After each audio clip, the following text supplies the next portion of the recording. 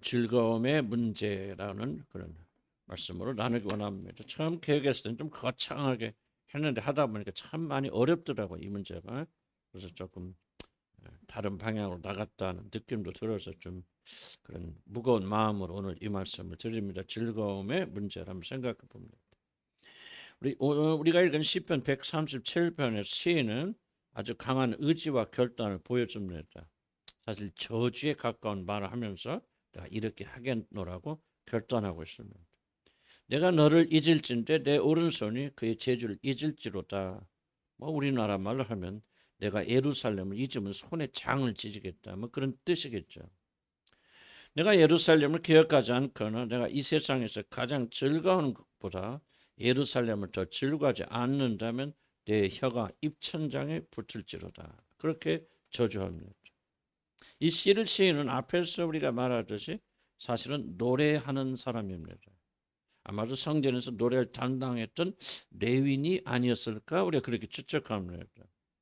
그러니 좀 속된 말로 노래로 먹고 살던 사람, 그러한 자가 자기 혀가 달라붙어서 노래를 못하는 사람, 내가 만약에 예루살렘을 잊어버리거나 사랑하지 않고 좋아하지 않으면 노래를 못하는데 모든 것이 말라버리는 그런 사람 될 것이란 저주를 내리면서까지 예루살렘만을 즐거워하겠다고 사실 지금 대단한 결심을 이 시인이 하고 있는 것입니다. 시인은 지금 자신의 목숨을 걸고 나는 결코 예루살렘에 있지 않고 그 어떤 것보다도 예루살렘을 더 즐거워하겠다고 하는 결심에 또 결심을 하고 있다. 근데 저는 이 시인의 아름다운 결단과 각오에 좀 한 문제를 제가 발견했습니다. 바로 이것은 시인이 예루살렘을 즐거워하겠다고 그렇게 결심한 것입니다. 이 말이 무슨 문제가 있습니까? 만약 시인이 내가 목숨을 바쳐 예루살렘을 사랑하겠다? 그렇게 말했다면 저에게는 큰 문제가 없었을 것입니다. 물론 사랑은 내 마음대로 되는 건 아니지만은 사랑의 중요한 요소는 감정만 있는 것이 아니라 의지적인 실천이 더 사랑의 굉장히 중요한 부분이 있기 때문에 우리는 좀 미워하는 마음, 즐거운 마음이 없을 때라도 누군가를 의지적으로 사랑할 수 있지 않겠습니까? 그런데 즐거움은 전혀 다른 이야기입니다. 즐거움은 우리들이 인위적으로 조정할 수 있는 그런 감정이 전혀 아닙니다. 우리는 즐겁지 않아도 사랑할 수 있고 봉사할 수 있습니다. 그러나 즐거움은 우리들이 원한다고 해서 지금부터 는 즐거워야 되겠다 하고 그렇게 생각한다고 해서 갑자기 즐거워지는 그런 감정이 아닙니다. 그렇기 때문에 시인이 내가 가장 즐거워하는 것보다도 예루살렘을 더 즐거워하지 않는다면 내 혀가 입천장에 달라붙으라는 이 결심을 매우 가상하긴 하지만 솔직히 그것이 뭐 실천 가능한 말인가 하는 그런 의심도 저한테는 듭니다.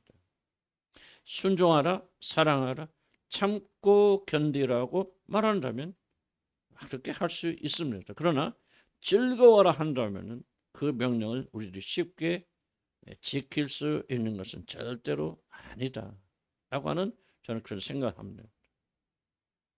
즐거움은 마음에서 올라오는 것이지 우리가 만들어낼 수 있는 것이 아닙니다.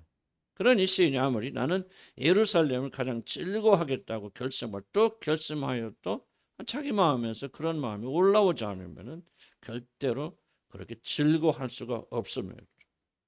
바로 이것이 즐거움이 가지고 있는 가장 큰 어려운 난제입니다. 그래서 우리는 시편 137편을 강의하면서 여러분과 함께 즐거움에 얽혀 있는 비밀, 제가 앞에서 말했지만 완전하지 않고 좀 어려운 주제이지만은 그래도 하나님 주시는 지혜 가운데 조금이라도 살펴보고자 합니다. 저는 가장 먼저 여러분과 함께 즐거움과 관련된 세상의 비밀에 대해서 간단히 저는 여러분과 나누고 싶습니다. 왜 우리는 세상을 사랑합니까? 왜 우리는 세상을 사랑하지 말라는 주님의 명령을 지키는 것이 그렇게 어렵고 힘이 듭니까? 세상의 것을 한번 자세히 살펴본다면 한 가지 공통점이 있다는 것을 발견하실 것입니다. 그것은 세상의 모든 것들은 엔터테인먼트, 즉 사람들을 즐겁게 만드는 요소로 가득 차 있다는 것을 여러분 발견할 수 있습니다. BTS 공연을 한번 보시기 바랍니다. 물론 저는 BTS 팬도 아니고 그거 좋아하는 사람도 아니고 저놈들이 무슨 미친 짓을 하고 있나 그렇게 생각하는 사람이 있지만은 도대체 무슨 일이 벌어지는가를 제가 보기 위해서 문자 그대로 딱 1분 들어본 적이 있습니다. 자, 1분 들어본 결과 저에게는 너무나도 명확했습니다. BTS는 노래만 잘해서 온 세계가 를 휩쓰는 것이 아니라고 하는 것을 저는 알게 되었습니다. 그들이 노래하는 무대, 의상, 연출 하나하나가 사람들의 즐거움을 자극하는 것으로 가득 차 있고 또 한국 사람들이 이걸 너무나도 잘하기 때문에 이런 것이 종합되어서 BTS라고 하는 그룹이 전 세계를 장악하는 것이지 노래 하나만으로 그렇게 되는 것은 아니라는 사실을 저는 보게 되었습니다. 눈과 귀와 감각을 즐겁게 하는 것이 사람들을 사로잡기 때문에 세상 사람들이 그에게 열광합니다.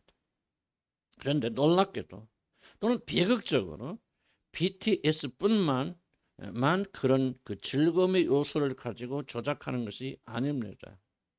소위 사람들이 조심스럽게 말하지만 사람들이 많이 모이는 교회의 예배의 특징이 무엇인가를 여러분 아십니까?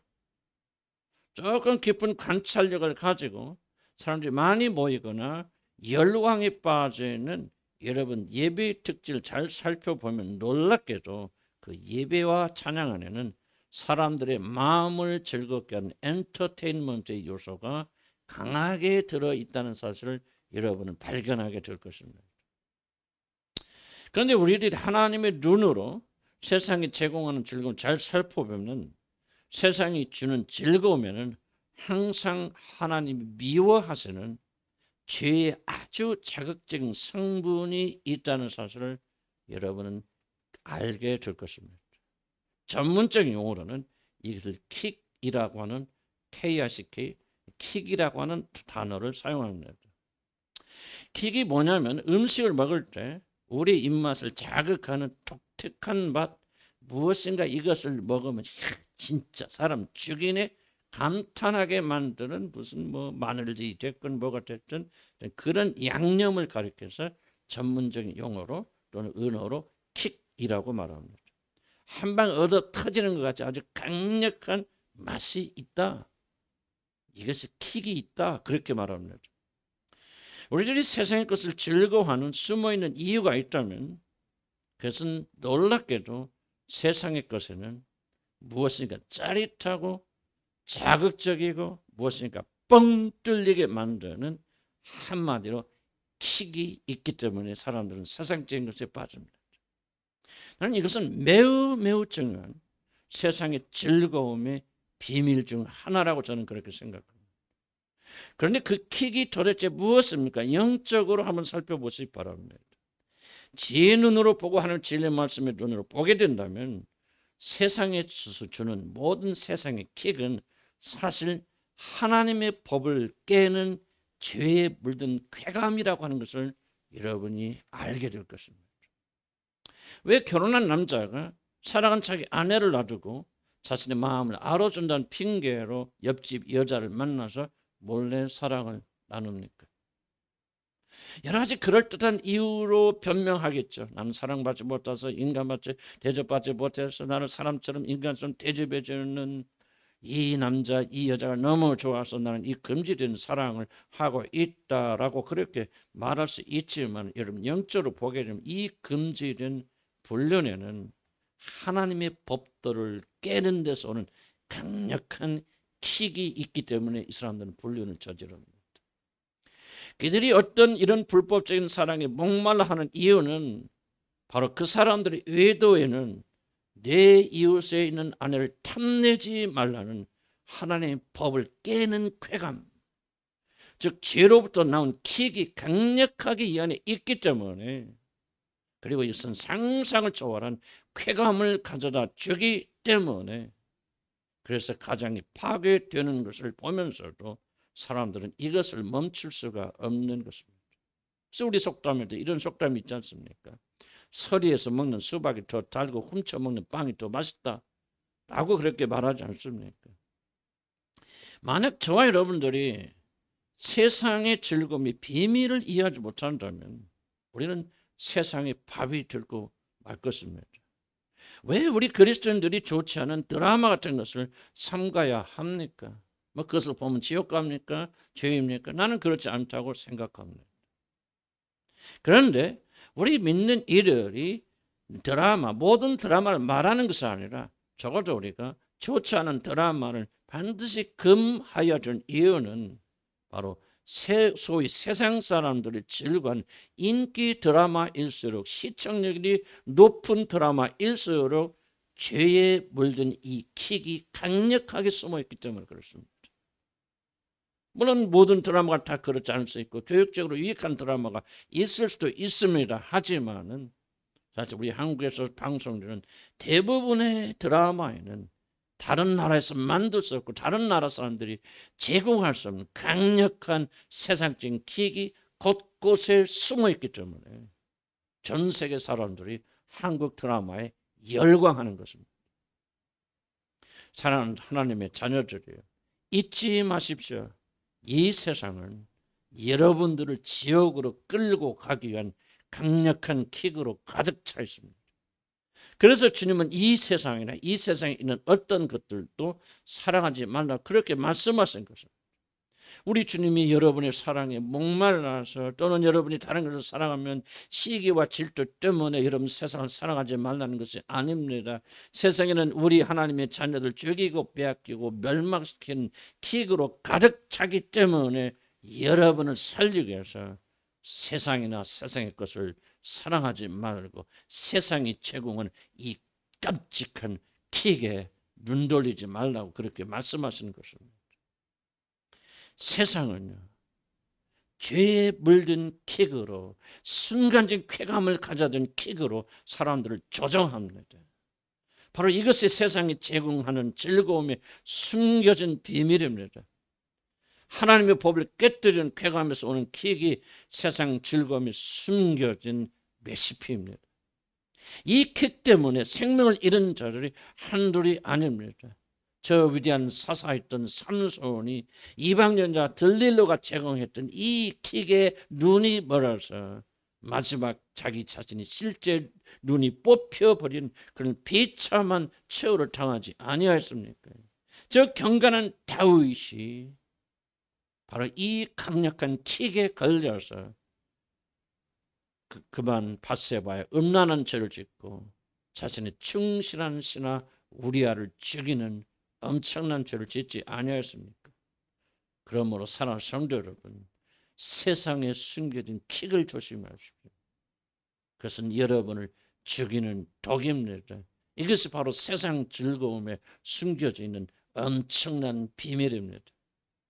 이제 두 번째로 저는 믿음의 사람들이 이 킥을 어떻게 다루었는가를 이제 다니엘과 그 세 친구를 해서 예를 들어서 한번 살펴보겠습니다. 시간 좀 걸리지만 우리 다니엘서 1장 다 같이 펴보시기 바랍니다.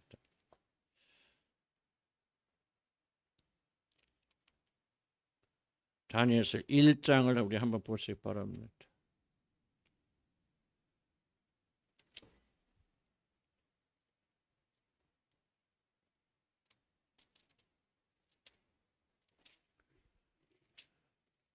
(1장) 우리 1절부터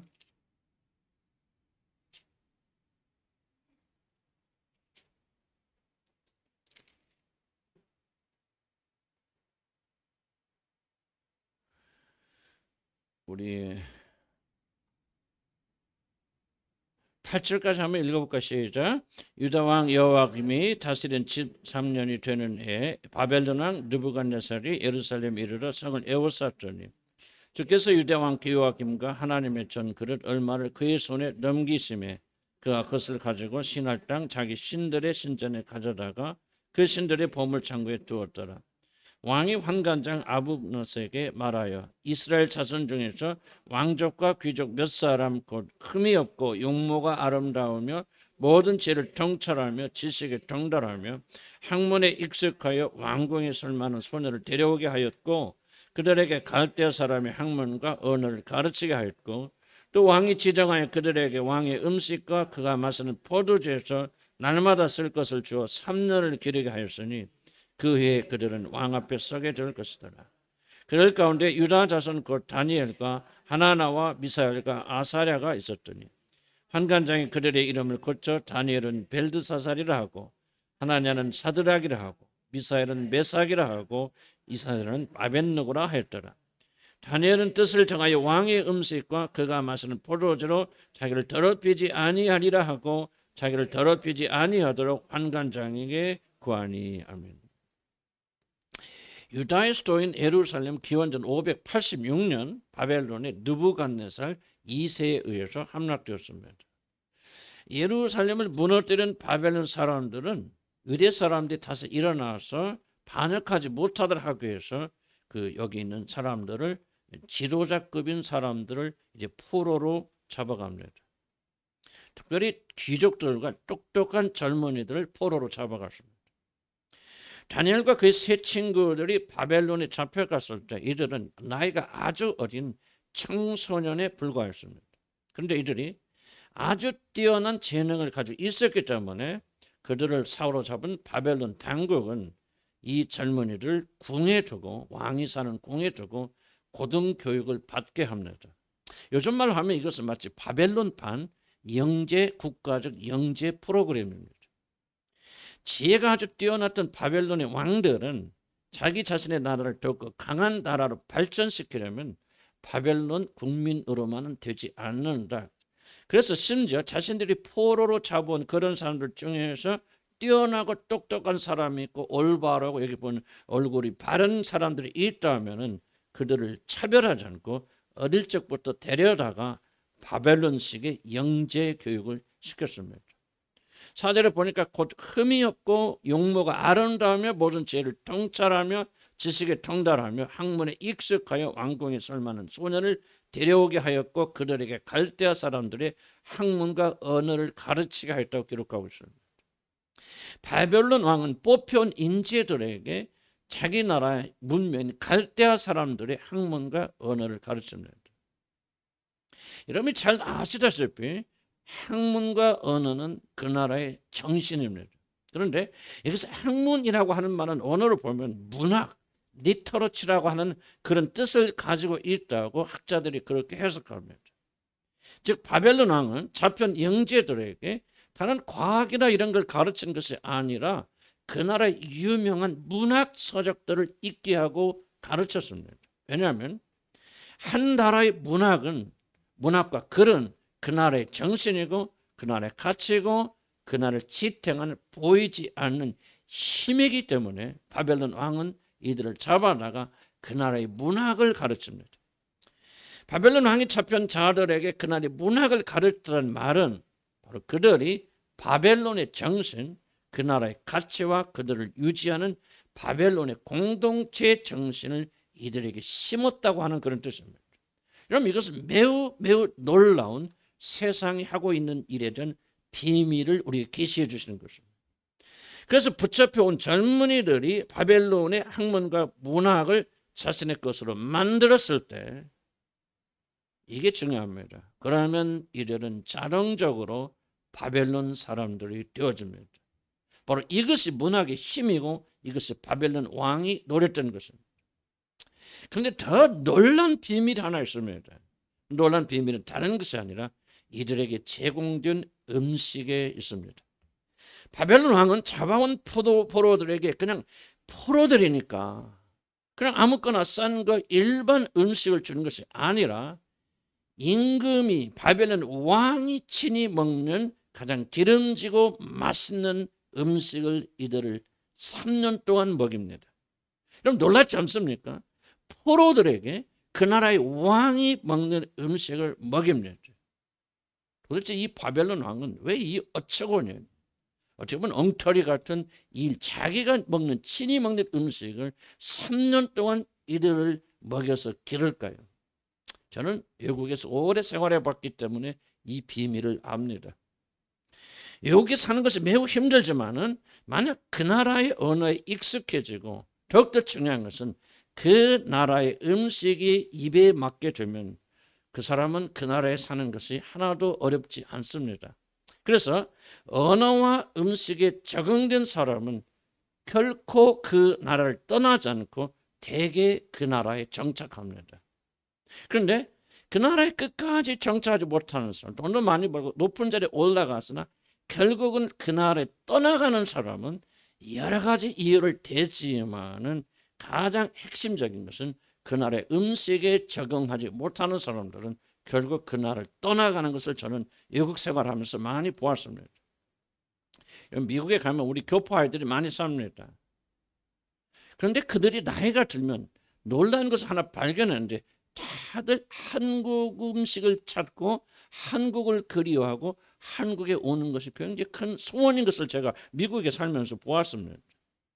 이들은 미국에서 한국에서 태어난 게 아니라 미국에서 태어났고 미국의 교육을 받았고 모든 마인드는 그래서 미국 사람이지 한국 사람이 아닌 온통 얼굴 외모만 빼고 미국 사람인데 나이가 들면 누가 가르쳐주지 않아도 한국을 그리워하고 한국 음악만 듣고 한국에 오고 싶어서 어쩔 줄 몰라 합니다.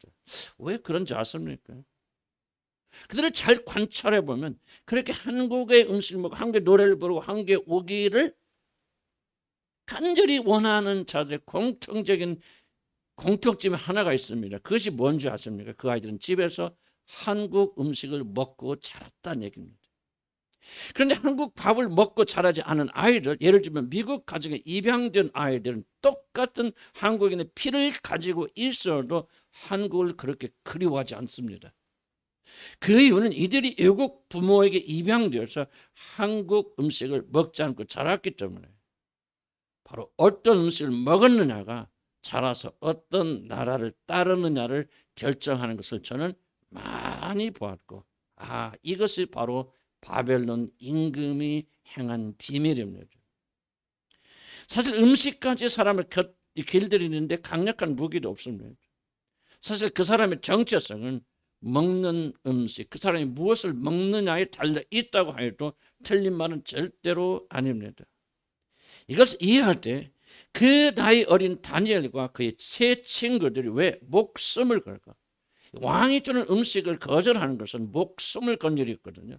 왜 목숨을 걸고 바벨론의 음식을 거절하는가 하는 이유를 여러분이 알게 됩니다. 그들은 결코 바벨론의 문명과 음식을 거절하는 것이 아닙니다. 그들은 자기들이 바벨론 사람이 되는 것을 거절하는 것입니다. 하나님의 자녀의 아이덴티티를 버리고 세상의 사람으로 바뀌는 것을 이 젊은이들은 목숨을 걸고 지켰습니다. 그래서 맛있고 영양분이 넘치는 음식의 킥을 거절하는 것입니다. 8절에 보니까 다니엘은 뜻을 정하여 왕의 음식과 그가 마시는 포도주로 자기를 더럽히지 아니하리라 하고 자기를 더럽히지 아니하도록 환관장에 구하니 다니엘과 그의 친구들은 왕의 음식과 그가 마시는 포도주로 자신을 더럽히지 않으리라 그렇게 결단하고 바벨론 음식을 거절한 것입니다. 그 이유는 그들은 음식으로 자기 자신을 길들여서 뼛속까지 바벨론 사람으로 만들려고 하는 왕의 책략을 이들은 깨달았기 때문입니다. 사랑하는 성도 여러분, 세상이 제공하는 이 음식과 문화와 앞에서 얘기했던 세상의 킥으로 여러분들을 길들입니다. 만약 우리들이 세상 음식에 길들여지면은 그래서 드라마가 됐건 뭐가 됐든 그런 것에 굉장히 여러분이 익숙해지고 세상 것이 아름답게 보이고 세상 것이 재미있게 보이고 세상 것이 즐겁게 보이고 여러분과 세상의 것을 구분할 수 없는 동화되면은 여러분은 아무리 믿음이 좋아도 세상으로부터 여러분을 분리시킬 수가 없습니다. 그 사람은 세상 사람이 되어집니다. 저는 우리 그리스도인들이 세상의 모든 걸 거부해야 한다는 말을 하고 있는 것이 아닙니다. 세상의 킥을 거절하라 그 말입니다. 성령이 주신 지혜 가운데서 그분의 경고를 들으면서 도대체 이 안에 무엇이 숨겨져 있는가, 이것을 통해서 원수가 무엇을 하고 있는가 지혜 가운데 바라보면서 의심이 들거든 우리는 단호하게 거절하여야 됩니다. 만약 우리들이 세상이 제공하는 것으로부터 즐거움을 취한다면 우리들이 이 세상으로부터 빠져나오기 매우 어렵습니다. 바로 그 이유 때문에 수많은 경건한 자들은 좀 노력하고 있습니다만 이런 인터넷이나 유튜브를 볼 때 절대로 쇼트를 보지 않는 이유가 바로 여기에 있습니다. 쇼트야말로 바벨론 왕이 음식으로 그들을 사로잡았듯이 이 세상을 사로잡는 가장 강력한 킥이 무엇이냐? 저는 얼마 전에 비로소 깨달았습니다. 이것이 바로 쇼트라는 것이군요. 그래서 저는 일체 보지 않습니다. 좋은 것이건 나쁜 것. 옛날엔 좋은 거 있고 뭐 연설도 나고 뭣도 나고 많이 쳤지만 저는 일체 지금 그걸 끊었습니다. 왜? 이것이 바로 오늘날 21세기에 그리스도를 길들이는 가장 강력한 킥이 다른 것이 아니라 쇼트라는 것이기 때문에 그렇습니다. 사랑하는 성도 여러분, 그 나이 어린 다니엘과 세 친구들이 예루살렘을 잊지 않기 위해서 어떤 행동을 하는가를 기억하시기를 나는 주의 이름으로 간절히 축복합니다. 비록 그들은 나이 어린 청소년들이었지만 예루살렘을 잊지 않기 위해서 세상의 킥을 단호하게 거절하였습니다. 목숨 걸고 왕이 제공하는 음식을 3년 동안 거절하였습니다. 우리도 마땅히 그리해야 되지 않겠습니까? 우리들이 예루살렘을 잊지 않으려면 바벨론의 음식을 거절해야 됩니다. 세상에 주는 즐거움을 가지고 있으면 우리는 결코 예루살렘을 사랑할 수가 없습니다. 바벨론의 음식을 덥석덥석 받아먹고 그것을 먹고 즐기고 그것을 기대하는 자들은 결코 바벨론을 벗어나지 못합니다. 우리들이 어떻게 예루살렘을 즐거워하는 마음을 유지할 수 있습니까? 그것은 다니엘과 그의 세 친구들처럼 세상으로부터 오는 것을 목숨을 걸고 막아내는 것입니다. 나는 여러분 세상에서 모든 탐을 닫고 살아라. 세상에서 오는 모든 것은 하나도 하지 말고 먹고 마시지 말라. 그런 말 하고 있는 것이 아닙니다. 적어도 성령께서 우리에게 경고하여 주시면 이것은 세상이 너희에게 주는 음식이라고 경고하는 것들이 있고 그것이 명백해진다면 우리 그리스도인들은 다니엘과 다니엘 세 친구처럼 목숨을 다하여 이것을 지켜내야 될 줄로 믿습니다. 우리 자녀들에게 목숨을 걸고 이것으로 지켜내야 될 줄로 믿습니다. 그렇지 않으면 우리가 아무리 은혜를 받고 성령을 받고 좀 말에 어폐가 있을지 모르겠지만 여러분 성경이 통달하여도 우리는 결국 바벨론 사람이 되어지고 말 것입니다. 제 세 번째 마지막으로 드릴 말씀은 예루살렘을 즐거워하려면 믿음으로 살아야 된다라고 하는 말을 나는 강조하고 싶습니다. 저는 앞에서 즐거운 우리들이 의지를 가지고 바꿀 수 있는 감정이 아니라고 말씀드렸습니다. 그렇기 때문에 자비와 사랑의 풍성한 하나님은 여러분들이 구원받을 때 거듭나게 될 때 여러분의 취향 성향을 바꾸어 주십니다. 한마디로 우리들이 거듭날 때 하나님은 좀 불경 가는 말이지만 하나님은 여러분의 입맛을 바꾸어 주십니다. 그래서 여러분이 이제 거듭나게 되면 하늘의 것 땅의 것이 아니라 하늘의 것을 보고 기뻐하고 즐거워할 수 있는 새로운 성품을 가진 자로 다시 태어나게 됩니다.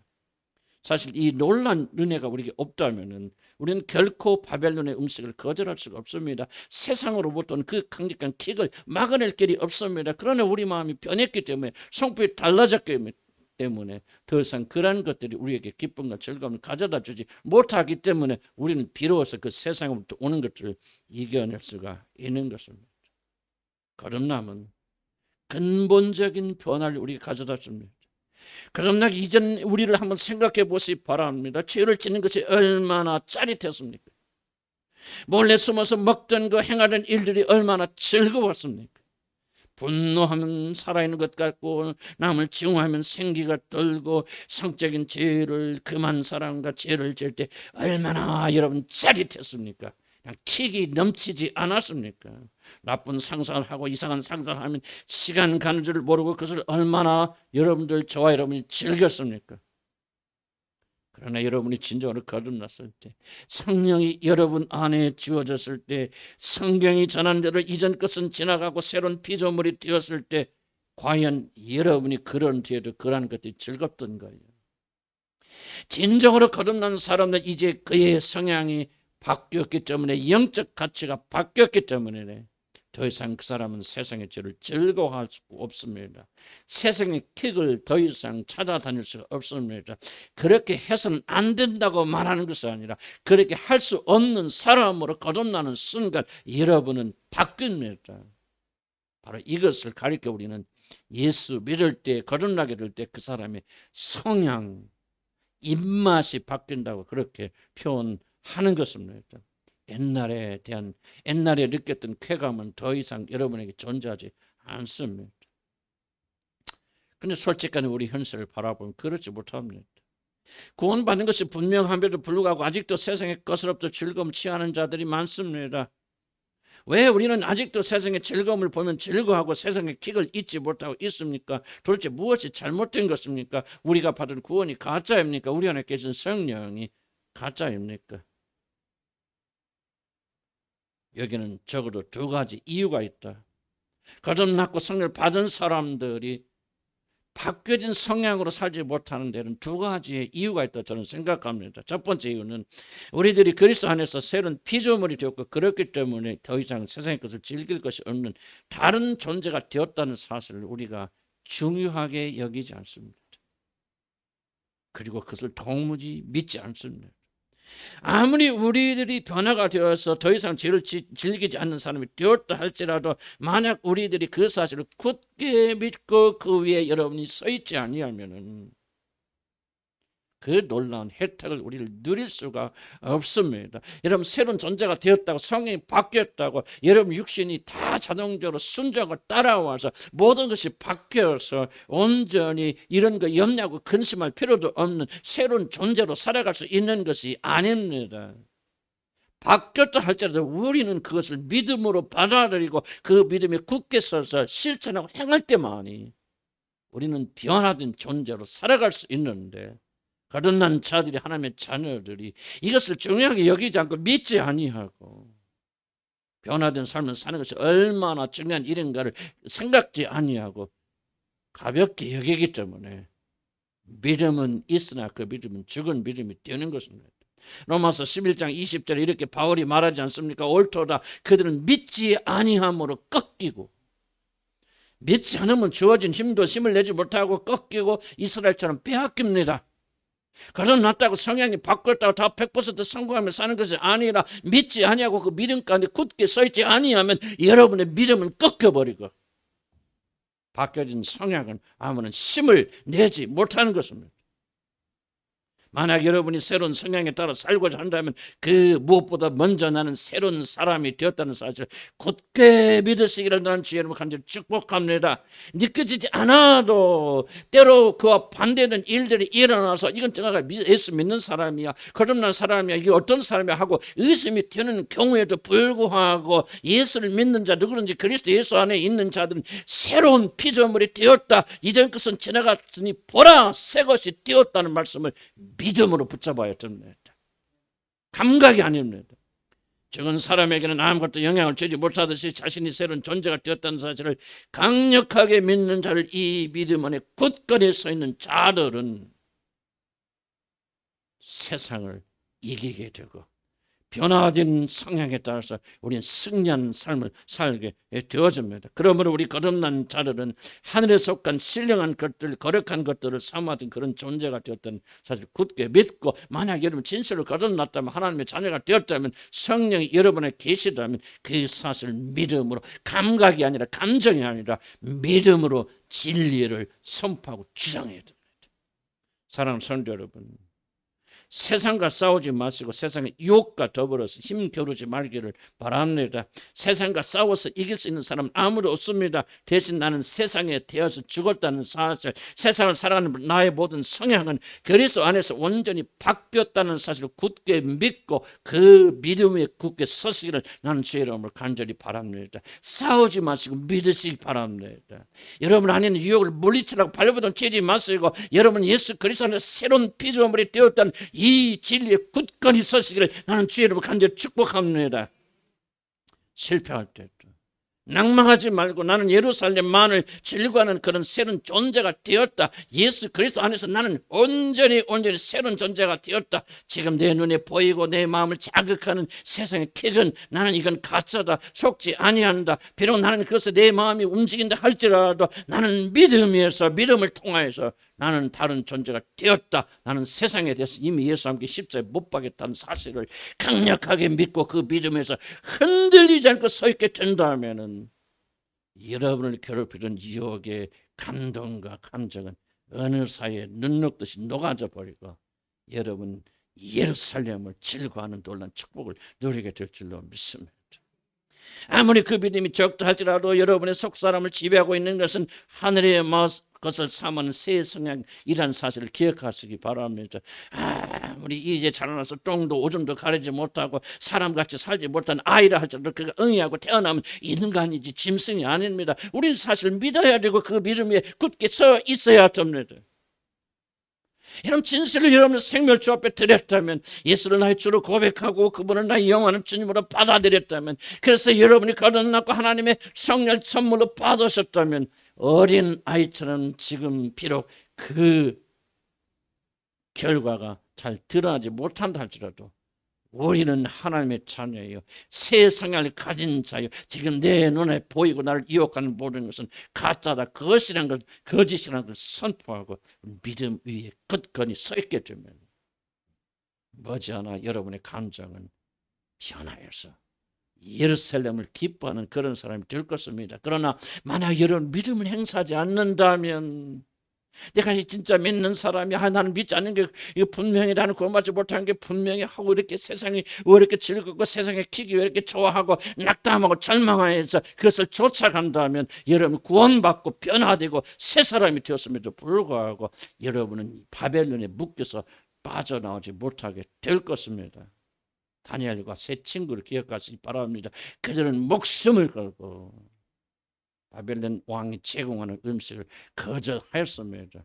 그래서 그들은 죽을 때까지 그들의 후손조차 그들은 바벨론에서 살면서도 승리하는 위대한 자들이 된 것입니다. 눈에 보이는 것으로 살지 마시고 믿음으로 사시길 나는 주님을 간절히 축복합니다. 우리 감정도 감각도 다 따라온다면 얼마나 좋겠습니까? 그러나 우리 감정과 감각은 우리 육신에 거하기 때문에 우리 육신은 우리를 속입니다.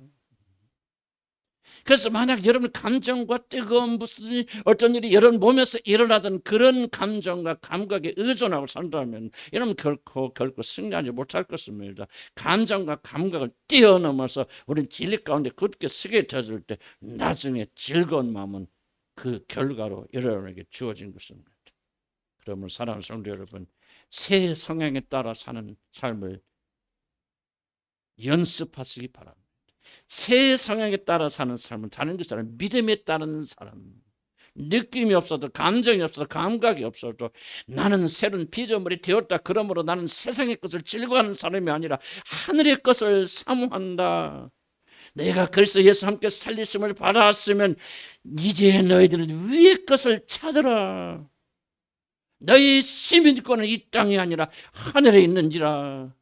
너희 진정한 생명은 예수 그리스도와 함께 하나님 품에 숨겨져 있다는 사실을 믿음으로 받아들이고 그 믿음이 굳게 서게 되어질 때 우리는 우리 감각을 떠나서 예루살렘을 진심으로 사랑하는 그런 자들 되어질 것이고, 바벨론 이 땅에 아무리 여러분 유혹한다 할지라도 우리는 넘어가지 않게 될 줄로 나는 강력하게 믿습니다. 이것이 바로 세상에 주는 즐거움이 아무리 강하다 할지라도 다니엘의 세 친구들처럼 목숨을 다해서 그들 거부하는 자들이 믿음 안에서 어떻게 승리하는가를 주님이 우리에게 가르쳐 주시는 것입니다. 그러면 사람 성도 여러분, 느낌에 따라 사지 마시고 진리에 따라서 실천하시기 바랍니다.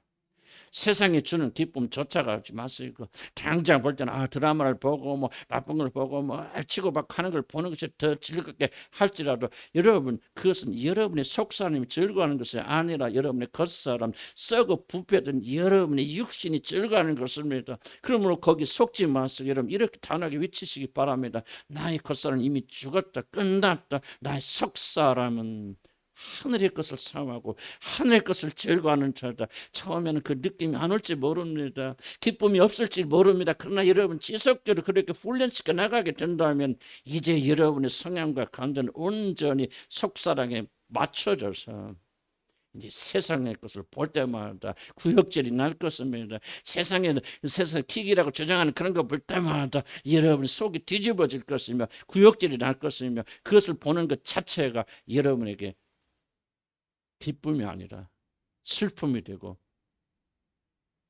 낭망이 되고 그리고 좋지 않은 그런 것이 될 것입니다. 그렇게 되어서 굳어지면은 세상에 그 어떤 것이 유혹해도 우리는 결코 세상의 것을 즐거워하는 것이 아니라 예루살렘을 즐거워하는 자들이 될 줄로 믿습니다. 오늘 믿으시기를 나는 제일 축복합니다. 여러분 새 사람이 되었고 여러분 안에는 하늘을 사모하는 새 성향이 이미 존재하고 있습니다. 믿음으로 그것을 행사하시기를 주의 이름으로 간절히 축복합니다. 기도하십시다.